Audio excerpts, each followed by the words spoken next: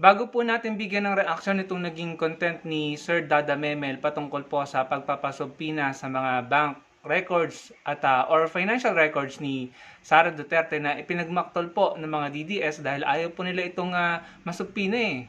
So bago po natin panoorin yung kanyang content at bago po tayo mag-react, ibabalita ko lamang po sa inyo, siguro alam niyo na rin ito, no? Pero sa mga hindi pa po nakakaalam, pumayag na po si PBBM na buksan ang BIR records or yung tax information, tax records ni Sara Duterte sa impeachment trial. So ibig sabihin, malalaman na po ng taong bayan kung tama po ang pagbabayad ng buwis ni BP Sara at kung tugma ito sa perang kinikita niya or sa income niya, yung pumapasok na pera sa kanyang bangko, no? So doon natin malalaman kung maayos ba. At ito po kasi para sa akin ang magpapatunay kung meron ba siyang ill-gotten wealth. No? So malalaman po natin yan pagdating ng impeachment trial. I-interpret naman po yan ng prosecution at ng mga eksperto. No? So napakahalaga po nito na malaman ng taong bayan. So pumayag po si PBBM na mabuksan or isa publiko ang BIR records ni BP Sara Duterte. So ibig sabihin lang nito mga DDS, hawak po ni PBBM ang beat, yung sinasabing beat, no? Siya po ang talagang nagdesisyon dito. So nakita nyo sana yung kayang gawin ng mama, no? Yung tao na minamaliit nyo, binabastos nyo, at binabaluhura nyo araw-araw sa social media. Siya po ang may kakayahang gumawa nito, no? Kayo kasi wala kayong sinisino, masyado nang umakit sa ulo nyo, yung pride nyo, yung ego, nagkaroon lamang kayo ng ganyang karaming suporta, nakatikim lang ng posisyon sa national government ang mga sinusuportahan nyo, parang lumaki ng ulo. Na yung tipong may bago ng presidente, hindi na marunong rumispeto kahit iba na yung presidente. Iba na yung namamahala, na alam naman natin, nasa kanya yung mga desisyon. Pero kayo, binabastos nyo, minamaliit nyo, binabaluhura nyo. No? So, sana ngayon, ma-realize nyo na, para naman matuto kayong rumispeto. Anyway, panoorin po natin ito si Sir Dada Memel. Ito po yung kanyang platform patungkol po sa pagpapasupina ang kanyang naging pahayag dito. Bigyan po natin ng reaksyon.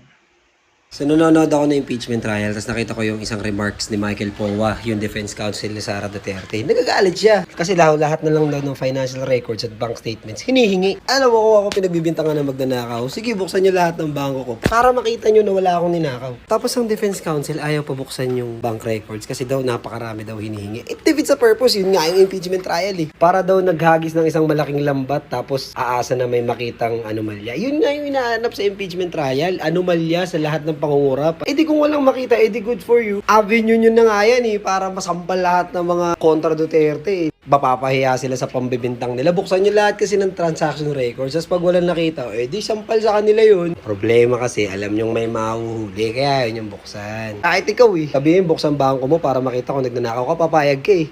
O bakit ito ay? So yun mga kababayan, ganun lang po kasimple. Kung walang tinatagong baho, walang dapat ikatakot. Kung walang ginagawang mali or illegal, walang dapat ikatakot. Ganyan naman yung mantra ng mga DDS, hindi po ba nung panahon ni Duterte, nung presidente si Duterte. Sinasabi nila kung walang ginagawang mali or kasalanan, bakit matatakot sa pulis? Sinasabi din nila kung hindi adik, bakit matatakot sa tukhang? So basically, yung mantrang yan, yung ganyang idea, yung kung wala kang ginagawang mali or kung wala kang tinatagong baho, bakit ka matatakot na mabulatlat? Hindi po ba? Nanggaling yan sa mga DDS. So ngayon, isabuhay nyo, patunayan nyo na kayo ay hindi ipokrito. Ganun lang kasimple po yung paliwanag ni Sir Dada Memel na tama naman. Kahit sinong tao, especially kung public servant ka, politiko ka, kung wala kang ginagawang mali, kung hindi ka kurakot, hindi ka tumatanggap ng suhol mula sa mga sindikato, or dirty money, kung hindi ka tumatanggap ng dirty money, dapat may lakas ka ng loob at hindi ka dapat natatakot para maipakita mo ang dapat mong ipakita para mapatunayan mo sa taong bayan na ikay malinis na politiko, malinis na lingkod bayan. Ganun lang po kasimple yun. Hindi na po natin kailangang pag-isipan ng critical yan. Napakasimple po ng paliwanag. Kung walang tinatagong baho, kung walang ginagawang mali, illegal, or kung walang kasalanan sa mga Pilipino, wala ka dapat ikatakot na ipakita sa mga Pilipino ang financial records mo. Kaya nga po, good news, pumayag po si PBBM na mabulatlat po or maipakita sa publiko ang BIR records ni BP Sara nang mapatunayan ni VP Sara. Actually, tama yung sinabi ni Sir Dada Memel. Ito ay pagkakataon or opportunity ng kampo ni VP Sara or ni Sara Duterte mismo para mapatunayan na siya ay malinis, para ipahiya ang mga nag-aakusa sa kanya, para ipahiya ang mga nag-aakusa sa kanya ng mabibigat na kaso, para ipahiya ang prosecution. Pagkakataon ito at oportunidad ni Sara Duterte para patunayan sa mga Pilipino na siya'y tapat, malinis at wala siyang ginagawang iligal. Pero ano pinakikita natin? Parang kabaliktaran kasi, parang umiiwas, parang reluctant, natatakot. Parang naalala ko tuloy nung hinamon ni Senator Trillanes si Pulong Duterte na ipakita yung tato sa likod niya nung Senate inquiry. Blue ribbon hearing nga tayo patungkol sa pagpasok ng bilyones na halaga or tinataladang shabs or shabu sa customs nung panahon po ni dating Pangulong Duterte. So hindi pumayag si Pulong. Pero pagkakataon na sana niya yun para ipahiya si Senator Trillanes, no? Para patunayan sa publiko na wala yung tato at hindi siya part ng sinasabing syndicate group na iyon. Nakalimutan ko ang pangalan, Triad yata.